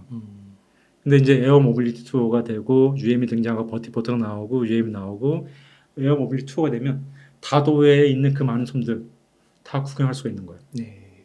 이 섬의 가치 자체가 굉장히 커지게 되죠. 섬에다가 버티스탁 같은 걸 하나 설치하게 되면 누구나 섬을 쉽게 왔다 갔다 할 수 있죠. 그러네요. 섬엔 또 빈 공간도 많으니까. 그렇죠. 그리고 섬 주민들이 그동안 아, 물자라든지 복지 혜택을 누리지 못했는데 그러네요. 그분들이 이걸 통해서 복지 혜택을 누릴 수가 있는 거예요. 그리고 그분들한테는 정부 입장에서 공짜로 운영할 수 있게 탈 수 있는 비용을 대주는 거예요. 그러네요. 그분들은 섬에 사시는 분들은 기존에 배가 아니면 꼼짝 못했는데 맞아요. 근데 이분들은 밖에 나올 수 있는 여유가 생겼고 그걸 타고 그 가까운 무태 가는 게 아니라 진짜 그걸 타고 바로 수도권에 올 수 있어요. 거기서부터 바로 시작해봐도 될 것 같은데요. 섬이 그렇죠. 되게 유력할 것 같은데요. 그래서 이제 이런 부분들을 좀 많이 얘기를 하고 있고 이미 뭐 이런 부분들이 다도를 중심으로 우리가 버티포트를 구축하는 부분들도 이미 많이 좀 얘기를 하고 있고 저희들도 이제 이런 부분들을 좀 준비를 하려고 생각을 좀 하고 있습니다. 또 그다음에 이제 한 2, 3년 전에 나왔던 그 기사인데 잠실에 제2의 코엑스가 생겨요. 그 맞아요. 코엑스에는 우리가 대형 컨벤션 센터거든요. 맞아요. 네. 근데 이 컨벤션 센터에 버티포트가 들어가 있어요. 아, 그래요. 그러면 버티포트가 들어가야 되는 이유가 코엑스에서 공항으로 이동하는 과정들이 기존에 물론 빨리 이동하면 1시간에 가능하지만 UM을 이동하게 되면 10분, 20분이면 올 수 있거든요. 와. 그래서 앞으로 이제 이런 컨벤션 센터 같은 경우도 사람들을 이제 이동하는 수단으로서 버티포트를 지어야 된다고 해서 지금 짓고 있고요. 또 그분들은 단순히 여기 이동만 하는 게 아니라 그걸 통해서 대한민국 다른 곳으로 여행을 할 수도 있는 것이게 다른 곳을 가지 않고 그 안에서 다 원스톱 다 해결되는 거예요. 네. 그래서 이제 다른 지자체 이제 컨벤션 센터를 짓고 있는 분들도 앞으로 이제 이런 계획을 세우시면 버티포트를 구축하는 부분들 준비하셔야 되고요. 하지만 건물 위에다 지으시면 안 돼요. 컨벤션 센터는 이제 기둥이 없는 건물 형태예요. 네. 근데 버티포트가 위에 들어가게 되면 하중. 그 하중 부분이 굉장히 강해요. 그래서 초기에 제이코엑스도 위에다 지은 거예요. 그래서 제가 그거 아닙니다. 그래서 이제 그라운드로 빼는 작업을 할 겁니다. 그래서 버티포트를 생각하시고 계신다면 컨벤션 센터 같은 경우는 그라운드를 활용해서 버티포트를 만드시는 게 좋을 것 같습니다. 또 이제 유람선도 또 저희 연락을 받았어요. 부산 같은 경우 이제 그 대형 크루즈선이 들어오는데 오시리아 같은 경우에 보면 오시리아라고 이제 부산의 기장군에 있는 대형 관광단지인데 거기는 배가 접원하기가 쉽지 않아요. 그래서 그분들이 이제 부산을 투어하려면 작은 배를 타서 들어와서 다시 여행을 하시는 거예요. 근데 거기다가 이 버티포트를 구축하게 되면 그분들은 거기서 그냥 큰 유람선에서 타고 바로 여행을 할 수 있는 거예요. 그게 가능하냐? 예, 가능합니다. 그래서 유람선 자체가 굉장히 사이즈만 크면 가능하고요. 우리 함선에 보면 이 전투기나 이게 들어가 있잖아요. 마찬가지로 앞으로 큰 유람선에는 버티포트가 있으면서 거기에 UM이 있어서 쉽게 여행할 수 있는 그런 형태도 앞으로 가능할 것 같고요. 그 호텔 VIP들을 이제 앞으로 모실 때 공항에서 바로 픽업해서 UM 타고 도착하시게 되죠. 그러면 호텔에도 그런 버티포트가 필요할 것 같고 등등. 이 버티포트를 통해서 우리가 이제 활용할 수 있는 굉장히 많고 그래서 제가 당시 2천조 원 규모보다 훨씬 큰 규모를 말씀드리는 이유가 그러겠네요. 이런 다양한 이제 비즈니스들이 이제 앞으로 펼쳐질 것 같습니다. 그래서 각자 맡은 파트에서 이 부분들을 어떻게 활용하실까를 생각하시면 이 시장은 훨씬 크고 더 매력적인 시장이 될 것 같습니다. 그렇군요. 대표님 그러면은 이렇게 쭉 진짜 그 UAM 버티포트 스카이버스 시대에 대해서 큰 네. 틀에서 딱 짚어주셔가지고 너무 이해가 잘 됐는데요. 저희 또 웅달책방 시청자분들이 관심 네. 있는 거는 네. 투자잖아요. 부담되실 것 같은데 갑자기 혹시 버티포트 네. 저희가 지금까지는 기체, 뭐 조기 네. 같은 그런 쪽에 좀 초점이 많이 맞춰져 있었는데 네. 이걸 좀 진짜 시야를 좀 확대시켜서 버티포트까지 좀 바라본다면 네. 어떻게 좀 투자를 접근하면 좋을까요? 굉장히 어려운 질문인데요. 네. 이제 확실히 이제 지금 얘기하신 기체와 버티포트는 투자의 방향이 다릅니다. 네. 이미 기체 OEM 회사 같은 경우에는 몇 개 회사가 상장이 되어 있어요. 뭐 아시겠지만 조비나 아처나 릴리움 또 이항 같은 경우 이미 상장이 되어 있기 때문에 그 회사 주식을 사시면서 투자를 하실 수 있습니다. 하지만 버티포트 관련된 회사들은 아직은 그 주식 투자를 할 수 있는 그 상장되어 있는 회사가 없습니다. 그래서 현재는 엔젤 투자나 또 SI 투자, 기업체의 투자, 또 VC를 통한 이제 FI 투자로 지분 투자하시는 게 지금까지 이제 가능한 부분이고요.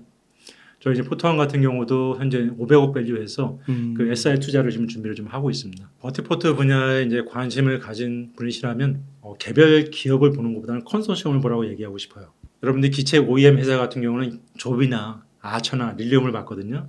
그런데 이제 여기는 제가 컨소시엄을 보라고 한 이유가 뭐냐면 지금 한국 시장 같은 경우에는 어떤 개별 기업이 사업체로서 지자체와 MOU를 맺거나 하지 않고요. 전부 다 컨소시엄 형태를 갖고 하고 있어요. 네. 이 산업 자체가 바운드로 굉장히 크다 보니까 여러 가지 회사들이 한 팀을 이뤄서 거기에 이제 지자체하고 MOU도 하고 앞으로 이제 사업 계획도 짜고 이렇게 준비를 하고 있거든요. 그래서 버티포트에 이제 관심을 가지는 분들이라면 이게 어떤 컨소시엄에 들어가 있는 회사구나 하는 부분을 갖고 좀 보시는 게 좋을 것 같습니다. 그리고 이제 국내에서 현재 7개가 있는데 이 컨소시엄 같은 경우 저희가 이제 어떻게 보면 좀 아쉬운 부분인데 국내 컨소시엄들이 글로벌에서 보면 우리가 그렇게 아직은 네임 밸류가 있지는 못해요. 네. 혹자는 한 2년에서 3년 정도 격차가 어. 있다고 얘기를 하거든요. 기체나 버티포트에서. 근데 이 시장에서 1년은 엄청나게 큰 시장이에요. 아 그래요? 네. 그래서 예전에 뭐 10년이면 강산인데 이 시장은 제가 볼 때는 1, 2년이면 강산이 바뀌어요. 그렇구나. 그러니까 우리는 강산 이전이 한 번 있어요. 그래서 굉장히 격차가 크고 향후에 이제 이 시장에는 국내 기업보다는 이제 해외 기업들하고 같이 조인돼서 들어올 수 있는 그런 회사들 이런 데들이 향후에 더 큰 기회가 있을 것 같습니다. 기체만 따져보면 우리가 글로벌 탑 10에서 아직 못 들어가고 있고요. 현대 슈퍼널이나 그다음에 한화의 오버웨어 같은 경우도 한 15위권 내외 이렇게 평가를 받고 있고요. 버티포트 같은 경우도 국내에 이제 뭐 한국공항공사는 이게 있지만 실제 글로벌로는 30위 이내도 지금 들어가지 못하고 있는 게 현실이거든요. 그래서 글로벌로 있는 컨소시엄에 들어온 회사들이 들어오게 되면 국내에 있는 회사들보다는 훨씬 경쟁력이 뛸 수밖에 없어서 여러분들은 그게 어떤 회사인지 거기에 이제 관심을 가지시면 될 것 같고요. 다행히 저희 이제 포토원 같은 경우에는 이런 이제 글로벌 회사들하고 지금 조인을 해서 저희가 이제 스카이버스 컨소시엄이라는 개념으로 이제 한국에 들어올 거고요. 그래서 올해 말에 저희가 컨소시엄에 들어오게 되면 한국에 이제 8번째 컨소시엄이 될 거고 저희가 뭐 단언컨대 지금 현재까지는 가장 경쟁력이 있는 그런 컨소시엄이 될 것 같고 현재 여기에는 글로벌 탑 10에 들어가 있는 회사가 한 3개의 회사가 지금 들어가 있거든요. 그래서 저희가 이런 얘기를 하게 되면 혹자는 그럼 한국 시장이 외국에 좀 점령되는 거 아니야? 이런 얘기도 하시는데 물론 그런 부분도 없지 않아 있지만 더 큰 걸 보셔야 돼요. 우리가 더 빨리 할 수 있고 더 먼저 갈 수 있는 기회를 제공하는 겁니다. 그러면 전체 UM 산업의 생태계 자체가 우리가 빨리 커질 수가 있는 거예요. 그걸 통해서 우리가 볼 수 있는 것들이 굉장히 많다는 거죠. 맞아요. 그래서 시장을 좀 그렇게만 보시고 우리 기업이 단순히 들어가 있다 안 들어가 있다 보시지 마시고 큰 그림을 봐주시고 그리고 내가 이제 저 버티포트나 이런 기업들하고 어떻게 연관시킬 수 있지 하는 기회를 또 찾으시면 맞아요. 투자자 입장에서는 뭐 단순히 내가 주식을 투자하는 것 이상으로 훨씬 큰 또 투자 기회를 볼 수 있으니까 그런 관점도 보시는 게 좋을 것 같습니다. 예. 그 말씀해주신 게 그 유튜브 같은 것도 네, 이게 외국계 기업에서 들어온 거잖아요. 네 그렇죠. 근데 그걸 통해서 우리가 얻는 혜택들도 굉장히 많고, 그렇죠. 그 양질의 정보들을 그냥 유튜브만 켜서 다 접할 수 있고, 그렇죠. 방송 3사가 하고 있는 컨텐츠의 네. 범위도 되게 다양해지고, 그렇죠. 그런 혜택을 또 얻으니까. 그렇죠. 그게 이제 하나의 생태계를 만든 네. 거죠. 우리가 이제 외국의 기술 들어왔지만 네. 우리 나름의 생태계를 만들면서 굉장히 커졌잖아요. 저는 그래서 이제 이 유엔 부분도 그게 가능하다. 그래서 그렇게 보시면 될 것 같습니다. 그럴 것 같아요. 네. 영화 드라마도 그런 것 같고. 네. 네. 네, 좋습니다. 그러면은 대표님, 우리 지자체랑 아까 이렇게 연합해야 된다고 하셨잖아요. 네. 힘을 합쳐야 된다. 그럼 네. 지자체는 좀 어떻게 움직이고 있나요? 지금 이제 지자체를 제가 오늘 몇 군데만 좀 소개를 시켜드릴 건데요. 네. 솔직히 전국에 있는 지자체 중에서 이 사업에 관심이 없는 지자체는 아무도 없어요. 그래요. 모든 지자체가 지금 다 준비하고 계세요. 야, 그렇구나. 크기를 떠나서. 그래서 제가 다 언급을 좀 못 해드려서 죄송하고요. 일단 몇 군데만 좀 말씀을 좀 드리면 일단 이제 부산시를 좀 말씀드릴게요. 부산. 네. 부산은 어떻게 보면 그 UAM 컨소시엄에서 가장 관심도가 높은 도시예요. 그래서 현재 국내에 있는 7개의 컨소시엄 중에서 2개의 컨소시엄이 부산하고 MOU를 맺었어요. 그만큼 이제 관심도가 높다는 거죠. 네. 부산은 이제 가덕도를 시작해서 북항, 부산역, 해운대, 그 기장군에 있는 오시리아까지 이 지역을 연결하는 곳에 이제 버티포트가 구축이 될 것 같고요. 부산이 이제 이렇게 인기가 많은 이유는 부산 일단 바다를 끼고 있어요. 또 산을 끼고 있고 강을 끼고 있어요. 아까 말씀드린 대로 어떤 회랑이나 공역을 만들기 좋은 거예요. UM이 날아갈 수 있는. 네. 그다음에 부산은 대한민국 이제 2번째로 큰 도시예요. 그러다 보니까 어떤 볼륨도 좀 크죠. 또 관광이 가능해요. 그러다 보면 UM을 초기 이용할 때 비용이 우리가 대중교통보다는 당연히 비쌀 수밖에 없거든요. 택시 한 2배 정도, 3배 정도. 그러면 일반 사람들이 거주민들이 막 쉽게 이용하기는 편하지 않을 수 있어요. 하지만 관광객이라면 또 VIP로 간 사람들이라면 충분히 이용할 수 있는 만한 가격이겠죠. 그런 조건들을 부산은 갖추고 있어요. 그리고 UAM이 아까 300에서 600m를 날아간다고 했잖아요. 부산의 바닷길을 300에서 600에서 부산을 도시를 보면 버드아이 뷰가 너무나 멋진 도시가 부산이에요. 네. 여태까지는 그런 뷰를 볼 수 있는 방법이 없었어요. 근데 지금 이제 바닷길로 나와서 부산에 그걸 주간이나 야간에 볼 수 있어요. 하나의 또 관광 상품이 될 수 있어요. 그래서 부산이 이런 매력을 많이 갖고 있어요. 그래서 저희 부산한테 좀 아쉬운 게 부산은 대한민국에 있는 컨소시엄뿐만 아니라 다른 나라의 컨소시엄들도 관심이 되게 많아. 그래서 이거를 부산이 활용을 해야 돼요. 어떻게 보면 좀 얄밉게. 경쟁을 붙여서. 경쟁 붙이는 건 당연한 거고요. 경쟁을 붙이면서 이걸 해야 돼요. 자, 부산은 단순히 생태계를 만들어서 우리 먼저 갈게 정도 욕심을 내지 마시고 그 이상으로 여기에 양질의 너 일자리도 창출하게 좀 만들어. 하는 걸 부산 입장에서는 해야 된다니까요. 근데 기존에 우리가 두 개의 컨소시엄은 그 일자리를 창출할 수 있는 공장이나 이걸 못 만들어요. 그래서 향후에 이제 그런 컨소시엄이 들어온다고 하면 부산시는 야, 여기다 너 공장 지어. 부산만을 위한 수요가 아니라 부산을 통해서 대한민국, 아시아를 할 수 있는 그런 공장을 지어서 일자리 만들어줘. 자, 이런 배팅을 부산을 해야 돼요. 그렇게 부산 시장이고 아니면 부산에 있는 담당자 간에 배팅을 해서 그런 회사를 갖고 선택해서 부산이 만들어가야지 왜 그냥 일반 생태계만 뿌리는 회사만 가려고 해요. 저는 그게 아쉬운 거예요. 그렇게 해도 충분히 매력적인 도시다. 지금까지는 할만해요. 지금 왜 부산에 관심이 많으니까. 네. 그래서 부산은 그렇게 갔으면 하는 아쉬움이 있고요. 그다음에 이제 제주시를 말씀드리면 제주시가 어떻게 보면 국내에서는 이제 가장 빨리 UAM 관련된 것들을 도입을 하고 실증 사업을 하면서 하고 있는 도시예요. 그래서 UAM은 잼이라고 제주 UAM에서 잼이라고 하는 그 프로젝트를 운영을 하고 있고요.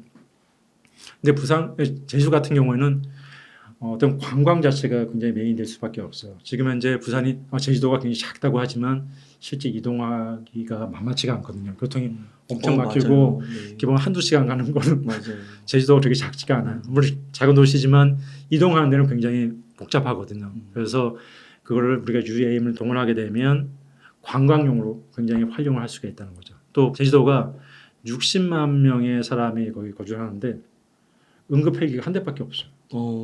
굉장히 심각한 문제예요. 그래서 만약에 응급 환자를 이송하는 부분이 생길 경우에 문제가 되죠. 그래서 여기도 이머전시 용으로도 굉장히 필요한 겁니다. 네. 그래서 저는 제주도는 이머전시용, 그 제주 주변의 부속 섬들하고 어떤 연계, 아까 복지 서비스 같은 것들 이런 부분도 당연히 해야 되고요. 또 관광도 연계해야 되고요. 그래서 이런 측면에서 제주도가 UAM 사업을 도입하는 건 저는 적극적으로 찬성. 하지만 제주도가 갖고 있는 핸디캡이 있어요. 네. 뭔지 아세요? 아, 바람이에요. 너무 세. 그러니까 우리가 아까 도심을 얘기할 때 빌딩풍을 얘기했잖아요. 맞아요. 여기는 천연 바람이에요. 바람이 너무 세서 제주도가 우리가 기존에 갖고 있는 UAM으로는 1년에 며칠을 운항할 수 있을까 하는 게 문제예요. 미국의 이제 캘리포니아 같은 경우에는 거의 1년에 360일을 운영하는 걸로 사업 계획을 짜요. 근데 제주도는 200일 정도 가능할까요? 250일 모르겠어요. 300일 절대 안 넘고 200일 좀 넘을 것 같아요. 그러면 사업 계획이 뚝 떨어지죠. 그러네요. 그리고 또 한 가지는 이비톨이라고 하는 거는 바람의 영향이 굉장히 또 강해요. 그래서 그거보다는 우리 아까 하이브리드 이비톨, 이스톨 같이 그런 AAM을 차라리 제주도에 적용해 더 맞지 않을까 하는 부분인데 현재까지는 이비톨로 추진하고 계셔서 그런 좀 아쉬움이 있습니다. 그리고 이제 평택시가 또 있는데 평택시는 지제역이라고 하는 역이 있는데 지제역에다가 복합 환승 시설을 만드는 걸로 해서 내년 7월 달에 사업자로 공모를 해요. 예산을 만들어서. 그래서 생각보다 평택시가 굉장히 빠르게 진행을 하고 있고요. 평택시는 어떤 문제가 있냐면 평택이 국내에서 보면 인구가 증가하고 있는 한 서너 개 도시 중에 하나예요. 네. 그래서 굉장히 빠르게. 다른 시도는 다 우리 인구가 감소하는 걸로 이렇게 잡는데 평택은 2040년대는 지금 현재 한 60만 정도 되는데 2040년 100만 도시로 예상하고 있어요. 우리 인구가 더 증가하는 도시예요. 그런데 이 도시의 가장 큰 문제가 공항까지의 접근성이 우리 수도권 도시 중에서 가장 안 좋아요. 기본 인천공항이나 김포공항 가는데 1시간 반, 2시간 걸려요. 근데 거기 삼성이나 LG나 기업체들이 많이 들어가 있잖아요. 그렇죠. 미군 부대 들어가 있잖아요. 이 사람들이 이동하기가 너무 불편한 거예요. 그래서 공항 문제를 어떻게 해결할까 했는데 공항을 새로 짓는 건 또 몇십 년 걸리는 문제예요. 그러다 보니까 차라리 UAM을 도입을 해서 우리가 에어포트 셔틀 개념을 운영하게 되면 낫지 않을까? 네. 그래서 이제 평택시 같은 경우는 이런 분들 적극적으로 도입하려고 하고요. 또 마찬가지 이머전시용으로도 좀 생각을 하고 있습니다. 그래서 평택 같은 경우는 이런 에어포트 셔틀용으로 하게 되면 굉장히 좋은 도시가 될 것 같습니다. 저희가 이제 부산, 평택, 제주를 얘기했는데 이 세 개 도시가 이제 공통점이 있어요. 어떤 공통점이 있는지 아세요? 다 바다를 끼고. 맞습니다. 네. 바다를 끼고 있어요. 네. 그러다 보니까 상대적으로 딴 데보다 아까 회랑을 만들기 용이하고 기체가 날아가는데 좀 편리하다는 거예요. 그래서 초기에는 이런 바다나 상이나 강이나 우리가 하수는 회랑을 끼고 있는 지역이 굉장히 유리할 수밖에 없습니다. 네. 그리고 이런 지역이 먼저 좀 가야 될 수밖에 없어요. 그리고 이제 중부지방에 우리 세종시, 대한민국의 어떤 중앙에 있잖아요. 세종시도 굉장히 관심이 많습니다. 세종 같은 경우에는 지금 오송역에 내리게 되면 오송역에서 맞아요. 세종시까지 가는데 굉장히 불편해요. 또 차로 간다고 해도 또 불편하고 택시비도 굉장히 또 많이 애매한 위치에 있거든요. 대한민국의 어떤 행정의 이제 중심지고 나중에 국회 분원도 또 이전한다고 하고 하는데 그럴 때마다 여기 공무원들이 서울까지 왔다 갔다 하는 굉장히 불편하거든요. 그래서 그런 불편함을 해결하기 위해서 이게 좀 필요하지 않을까 하는 부분이 있고요. 공적인 목적에서 수요가 굉장히 많은 도시죠. 그런다고 또 세종시가 또 인구가 그렇게 많지 않기 때문에 큰 시설을 만들기는 불편하다 보니까 세종시, 대전시, 충청남도, 충청북도가 아울러서 충청광역권 개념으로 여기는 준비를 하고 있어요. 그래서 충청광역권에서 다 같이 합쳐서 UAM 사업을 어떻게 할지의 부분들을 논의하고 계시고 제가 또 여기에 자문위원으로 또 참가를 좀 하고 있습니다. 그래서 세종시 같은 경우에는 이런 부분들을 광역권을 같이 하시게 되면 좋은 게 초기에 사업을 시작할 때도 거긴 대한민국의 이제 남북을 가도 한 200km 좀 넘거든요. 그러면 기체가 한 번 충전으로 다 갈 수가 있는 이점이 있어요. 그래서 그런 거를 감안해서 준비하시면 좋을 것 같습니다. 제가 이제 어떻게 보면 제일 중요한 도시 서울을 하고 싶었는데 서울 부분은 참 얘기하기가 참 그 애매한 부분이 있어요. 서울은 어떻게 보면 대한민국 뭐 가장 큰 도시이고 또 가장 먼저 UAM 사업을 도입을 해야 될 그런 도시거든요. 매력도 높고 또 한강을 끼고 있었고 원래 정부의 계획도 한강을 통해서 한강은 기존에 헬기가 다니는 공역이 있어서 그걸 이용하게 되면 UAM을 이용하기 굉장히 좋았거든요. 그래서 서울이 이제 1순위였고 많은 분들이 서울에 관심이 있었는데 뜻하지 않게 청와대가 이전을 했어요. 그러다 보니까 청와대 반경에 이제 3.7km 정도를 그래요? 비행금지 구역으로 설정이 되다 보니까 그러면 용산에 인접해 있는 마포, 뭐 영등포, 그다음에 저기 뭐 그 흑석동 부분들 그리고 저기 있는 서초 강남 지역 뭐 이 부분들이 상당 부분 걸리게 돼 있어요. 그러다 보니까 그 부분들을 바로 기체가 날아가는 부분이 제약이 있어서 그런 부분에 대한 것들이 지금 국토부나 또 이제 국방부, 뭐 청와대 이런 분들이 서로 이제 협의를 하고 계시고 이런 문제가 만약에 해결되지 않으면 서울에 이제 우리가 UAM 사업을 본격적으로 도입하는 건 제약이 있어서 일정 부분을 좀 잘라서 운행하는 것은 가능하지만 서울을 관통하는 개념으로 하기에는 시간이 좀 걸릴 수밖에 없는 아쉬운 부분들이 좀 있습니다. 그렇군요. 네. 대표님 이렇게 정말 다양하게 지금 눈앞에 먼 미래도 아니고요. 네. 정말 한 5년, 10년 안에 상용화가 되고 점점 눈에 보이는 미래고 그리고 미래 중에서도 이렇게 파이가 큰 미래가 없는 것 같은데 이렇게 너무 생생하게 설명을 너무 잘해주시고 전 세계 최초의 책이라고 하셨나요?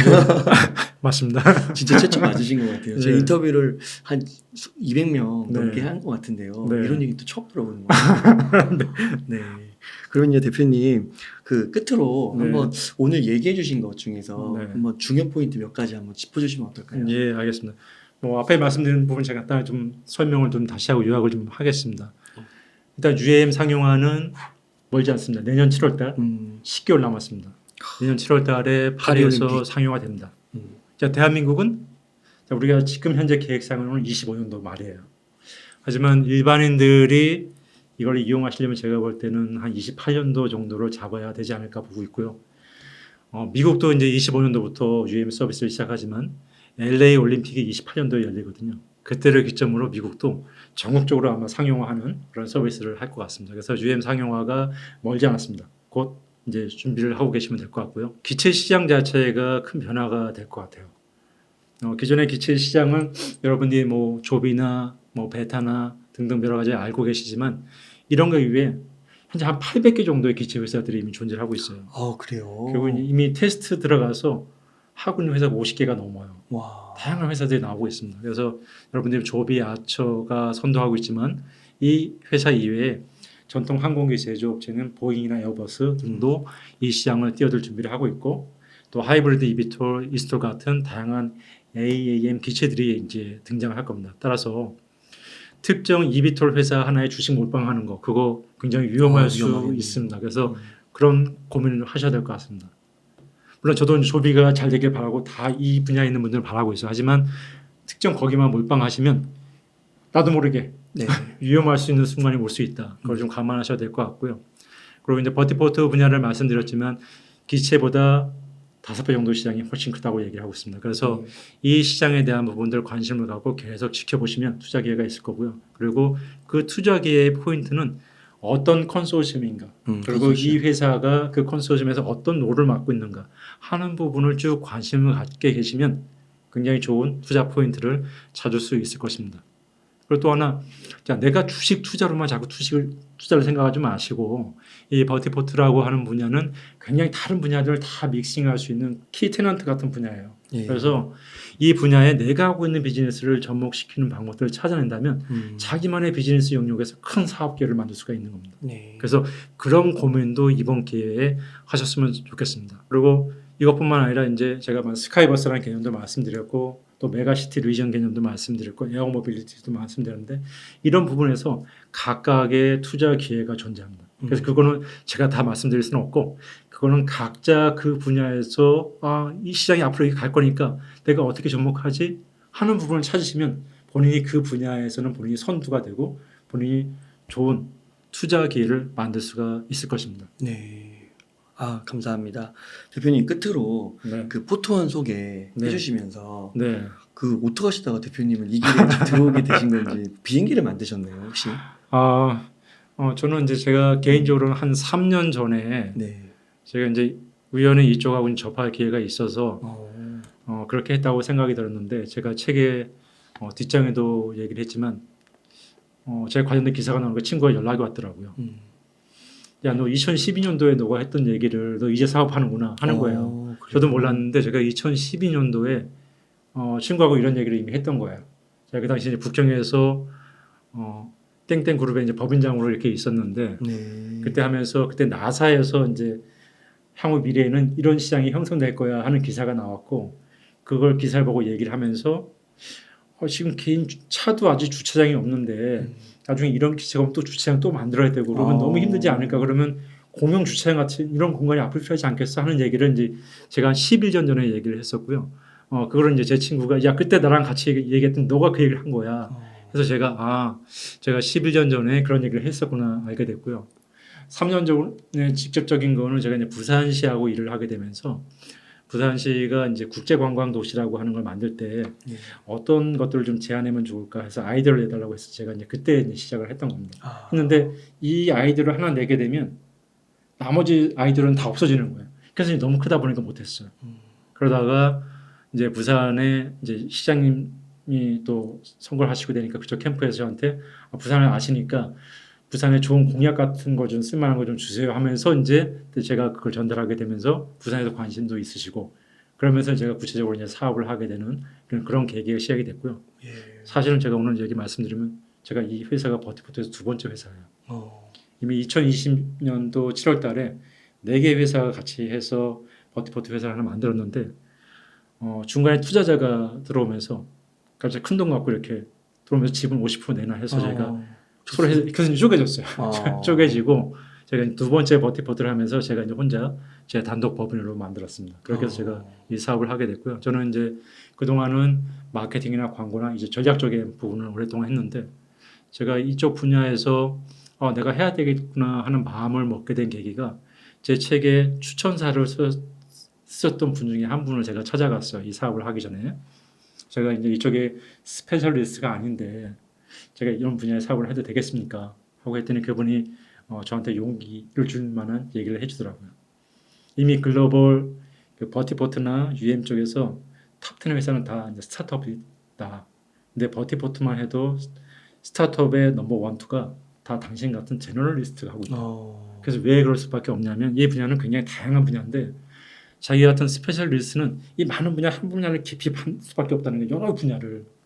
근데 당신 같은 제너럴리스트는 이게 스페셜한 걸 이렇게 엮을 수 있다는 거예요. 네. 그래서 지금 시장을 봤더니 제너럴리스트들이 엮는 역할을 하고 스페셜을 하나만 판다는 거예요. 네. 그래서 이미 결과가 나왔고 당신은 그런 거를 할 수 있는 제너럴리스트가 이 시장을 만들어 가야 돼.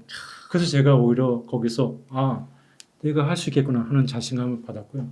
그래서 제가 책을 이제 쓰면서 제너럴리스트가 그런다고 이 시장을 다 가져가야 돼요 한다는 걸 좀 무리는 났고 제너럴 플러스 스페셜리스트, 제네셜리스트 또는 스페셜리스트가 이 시장을 이끌어가는 시장이 되지 않을까 하는 그런 생각을 갖고 있고 그러면서 제가 이 시장을 뛰어들면서 현재 제가 이런 책을 쓰게 된 것도 보니까 스페셜리스트가 계신 분들은 스페셜리스트의 내용들만 공유를 해요. 네. 우리가 일반인들이 이 사회에 어떤 영향을 미칠지 버티포트가 들어왔을 때 우리가 어떻게 이거를 쓸 수 있는 건지 이게 뭔지 내가 저기 투자해야 되는지 말아야 되는 건지 뭔지를 몰라요. 근데 이런 분들은 전문가들이 이 얘기를 못 해주시는 거예요. 그래서 저는 그동안 광고 마케팅을 하면서 소비자하고 접점이 있었고 그러면 소비자 쪽으로 풀을 수 있는 책이 필요하겠구나 생각이 들어서 책을 쓰다 보니까 어쩌다가 제가 첫 번째 책이 된 겁니다. 야, 대단하시네요.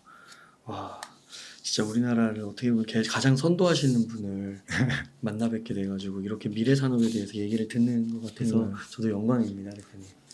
네, 감사합니다. 그러면 대표님 끝으로 네. 시청자님들께 좀 하고 싶으신 말씀이나 강조하고 싶으신 말씀 부탁드리겠습니다. 네. 이 시장을 아직까지 의심을 하고 계시는 분이 계신데요. 이 시장은 이제 의심하실 필요가 없습니다. 이 시장은 갈 수밖에 없는 시장입니다. 그리고 분야가 굉장히 다양하다. 그래서 내가 지금 조비 기회나 버티포트 기회 좀 놓쳤다? 아닙니다. 이제 시장이 시작된 거니까 다양한 시장 기회를 찾으시면 될 것 같고요. 그리고 이 시장을 너무나 작은 시각으로 보지 마시고 스카이버스라고 하는 큰 개념, 아까 얘기했던 유엔 기제뿐만 아니라 스카이크루즈라든지 상용 우주선, 사람들이 우리가 땅에서만 사는 세계가 아닌 이제는 하늘이나 더 큰 세상에 살 수 있는 그런 시대가 됐다는 개념을 보시면 굉장히 큰 도움이 될 것 같고요. 우리 생활에 어떻게 변화를 줄지 그런 포인트를 나만의 포인트를 찾으시면 각자 나만의 포인트에서 전문가가 되시고 최고의 투자 기회를 찾을 수 있을 것 같습니다. 네, 감사합니다. 이렇게 해서 포트원의 김태호 대표님을 모시고 이야기를 나눠봤습니다. 긴 시간 동안 유익한 인사이트 많이 나누셔서 감사의 말씀드립니다. 오늘 고생 많으셨습니다. 네, 감사합니다.